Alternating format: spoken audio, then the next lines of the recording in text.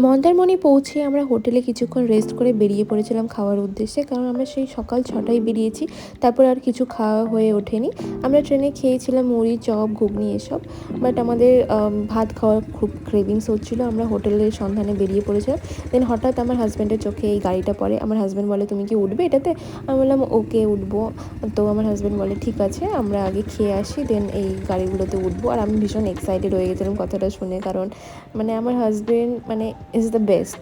আর আমি যখন আমার হাজব্যান্ডের সঙ্গে কোথাও যাই, আমার ব্রেনের 1% ইউজ করি না, because I know he knows everything and he can handle everything. তো আমি আমার ব্রেনের 1%ও ইউজ করি না। আমি জাস্ট বাচ্চাদের মতো চিল করি আর মজা করি। আর তোমরা দেখতেই পাচ্ছ আমি কতটা পাগলামি করছি। আমি একদম ম্যাচিওর বিহেভ করি না আমার হাজব্যান্ডের সঙ্গে থাকলে। তো আমরা হোটেলে পৌঁছে যাই, সেখানে ভাতের হোটেল ছিল। আর আমরা অনেক কিছু অর্ডার করেছিলাম খাবারে, চিংড়ি মাছ, কাঁকড়া, ভাত, ডাল, সবজি, অনেক কিছু অর্ডার করেছিলাম।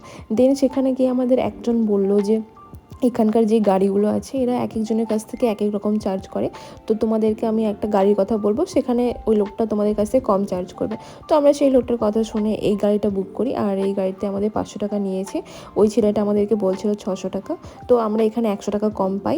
বাট তোমরা বুঝতেই পারছো 5 মিনিটে 500 টাকা, ইটস টু মাচ। আর ওরা এরকমই চার্জ করে, এক একজনের কাছে এক এক রকম। তো কিছু করার নেই।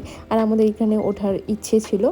আর আমার হাজব্যান্ড চালাচ্ছিল, আমি পেছন থেকে বসে ভিউ এনজয় করছিলাম, বেশ মজা লাগছিলো আমার।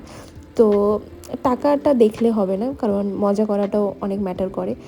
তো আমরা এখানে উঠে বেশ ভালো এনজয় করছিলাম। দেন আমরা সমুদ্রের কাছে যাই, সেখানে গিয়ে বেশ অনেক মজা করি। আমরা বেশ ভালো এনজয় করি জাস্ট মোমেন্টটাকে। আমি তো বেশ অনেকগুলো রিলস শ্যুট করি এখানে এসে।